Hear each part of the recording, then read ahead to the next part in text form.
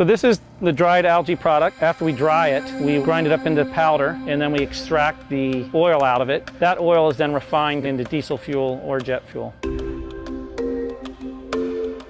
The fuel that we're producing is exactly the same in terms of performance as gasoline or diesel or jet. It's just a lot cleaner. I think the big difference is that all the other biofuels, you're growing it, you're just getting biofuel. In this case, every gallon of biofuel, you get 10 pounds of food with it. Dave Hazelbeck is the CEO and founder of Global Algae Innovations, a San Diego-based company growing algae on a farm in Hawaii, which he thinks could change the landscape of food and oil production.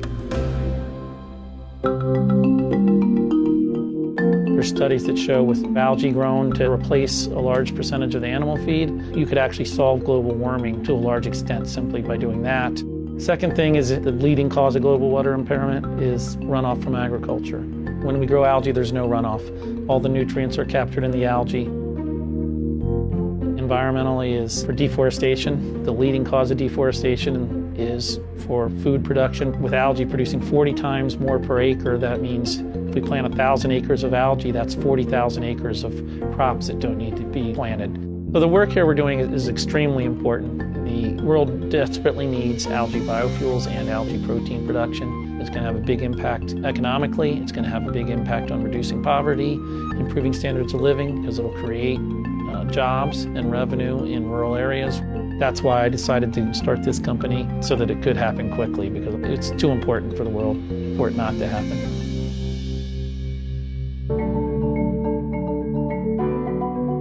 So we're standing right now in one of our larger algae raceways. This is about a 2-acre raceway, but these raceways can be scaled to much larger. We look at making individual raceways up to 200 acres.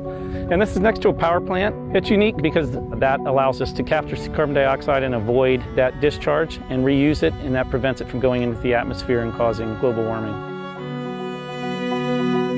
If every power plant had an algae farm next to it, it could potentially solve the global warming issue entirely.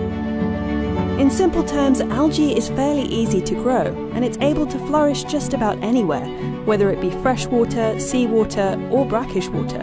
All it really needs is a good supply of carbon dioxide and plenty of sunshine. And while the location of Global Algae Innovations in Kauai makes sense, Hazelbeck's team has come across some obstacles trying to scale the process up.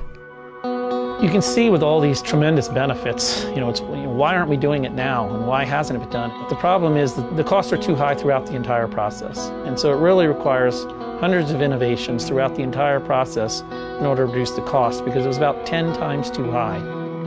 The problem associated with large-scale production has put similar companies out of business, but the approach of Global Algae Innovations is different. Instead of seeing a roadblock, Hazelbeck and his team saw the potential to innovate solutions. Our approach was different in that we looked at every single step, developed a model to look at the costs, and the other thing is we didn't give up on any critical issue. So a gallon of oil when we started would have been about $30 a gallon. Now, with the innovations we've made over the last few years, we're down in the range of $2 to $3 a gallon as a projected cost. Now, we're not there yet from the standpoint of production, but depending on how fast we can get to scale, we can potentially have solutions within the next few years, and that's really exciting. It'll change the geopolitics of the world. A lot of the reasons we have wars are because of fights over resources. And by creating a more equitable distribution, with countries being able to make their own, it should lead to a more stable and peaceful world. Algae biofuel could potentially be used in engines that we already have, and there would be no additional infrastructure needed, as it would be available at your local gas station.